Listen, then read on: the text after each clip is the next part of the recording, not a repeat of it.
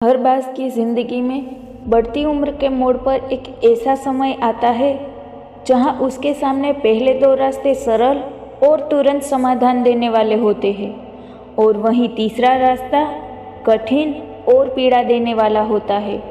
लेकिन बास पीड़ा चुनता है और यहीं से शुरू होता है बास का पुनर्जन्म। हमारी ज़िंदगी में कई ऐसे मौके आते हैं जब हमें परेशानियों का सामना करना पड़ता है। कई लोग तो जीवन में संघर्ष करके आगे निकल जाते हैं, लेकिन कई लोग ऐसे भी होते हैं जो अपने हालातों से हार मानकर खुद को ज़िंदगी के हवाले कर देते हैं। ऐसे में हमारी ज़िंदगी और हमारा खुद का कोई वजूद नहीं रहता।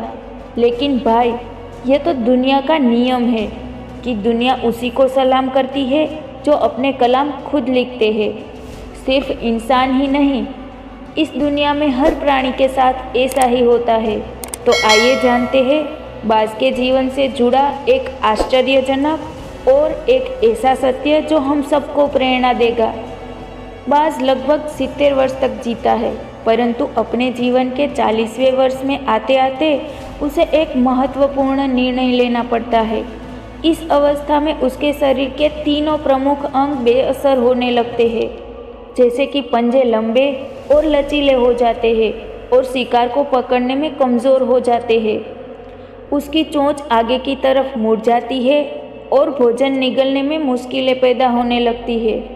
उसके शरीर का एक बहुत ही इम्पोर्टेंट पार्ट यानी कि उसका पंख, जो कि भारी हो जाता है और सीने से चिपके हुए होने के कारण पूरे खुल नहीं पाते हैं, जिसके कारण उसका उड़ना सीमित हो जाता है।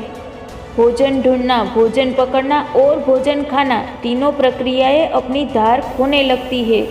उसके पास 3 ही रास्ते बचते हैं, या तो अपना शरीर छोड़ दे, या अपनी प्रवृत्ति छोड़ गिद्ध की तरह त्यागे हुए भोजन पर निर्भर हो जाए, या फिर स्वयं को फिर से स्थापित करे।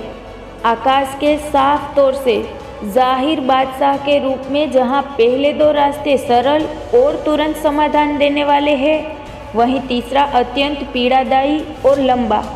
बास पीड़ा चुनता है और स्वयं को फिर से स्थापित करता है। वो किसी ऊंचे पहाड़ पर जाता है, एकांत में अपना घोंसला बनाता है और तब शुरू करता है अपने संघर्ष की प्रक्रिया। सबसे पहले तो वो अपनी चोंच चट्टान पर मार मार कर तोड़ देता है। एक पक्षी राज के लिए अपनी चोंच से अधिक पीड़ादायक और कुछ भी नहीं है। अब वो इंतज़ार करता है चोंच के फिर से उगाने की, और उसके बाद वो अपने पंजे भी उसी प्रकार तोड़ देता है और इंतज़ार करता है पंजों का फिर से उगाने का। नई चोंच और पंजे आने के बाद वो अपनी भारी पंखों को एक एक करके नोचकर निकालता है और प्रतीक्षा करता है कि पंख पुनः उगाए।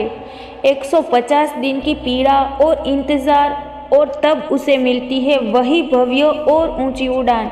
इस पुनर्स्थापना के बाद वो 30 साल और जीता है, ऊर्जा, सम्मान और गरिमा के साथ। आपने कई बार ये सुना होगा, भगवान भी उसी की मदद करते हैं जो अपनी मदद खुद करता है। आज आपको इसकी मिसाल मिल ही गई होगी। जैसे बास संघर्ष करता है 150 दिन तक, और भगवान उसका संघर्ष बेकार नहीं जाने देते, उसको एक नई जिंदगी देकर। इससे हम ये सीखते हैं कि जैसे कुदरत हमें सिखाने बैठी हो कि पंजे पकड़ के प्रतीक है, चोंच सक्रियता की और पंख कल्पना को स्थापित करते हैं। इच्छा हालातों पर काबू रखने की, सक्रियता स्वयं की अस्तित्व की गरिमा बनाए रखने की, कल्पना जीवन में कुछ नएपन बनाए रखने की। हम इंसानों में भी 40 तक आते आते इच्छा, सक्रियता और कल्पना तीनों के तीनों निर्बल पड़ने लगते हैं। हमारा व्यक्तित्व ही ढीला पड़ने लगता है। आधे जीवन में ही जीवन खत्म होने जैसा लगता है। उत्साह, आकांक्षा और ऊर्जा जैसे कई इमोशंस नीचे की ओर जाने लगते हैं। हमारे पास भी कई विकल्प होते हैं, कुछ होते हैं सरल और कुछ होते हैं पीड़ादायक। हमें भी अपने जीवन के मजबूरी भरे अति लचीलेपन को त्याग कर काबू दिखाना होगा। बास की पंजों की तरह हमें भी आलस पैदा करने वाली वक्र मानसिकता को त्याग कर ऊर्जा से भरी सक्रियता दिखानी होगी। बांस की चोंच की तरह हमें भी भूतकाल में जकड़े अस्तित्व के भारीपन को त्याग कर कल्पना की आज़ाद उड़ानें भरनी होगी। बाज की पंखों की तरह 150 दिन ना सही, सिर्फ 1 महीने तक ही बिताया जाए स्वयं को दोबारा स्थापित करने में। जो शरीर और मन से चिपका हुआ है उसे तोड़ने और नोचने में पीड़ा तो होगी ही, लेकिन तभी बाज उड़ानें भरने को तैयार होंगे और इस बार उड़ानें और ऊंची होंगी।